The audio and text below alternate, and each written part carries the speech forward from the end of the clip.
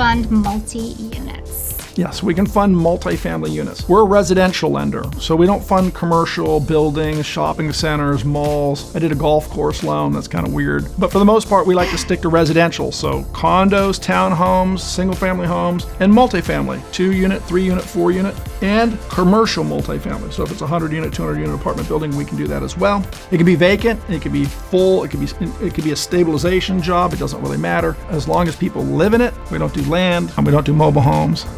So for the most part, just what I told you, that's what we'll fund.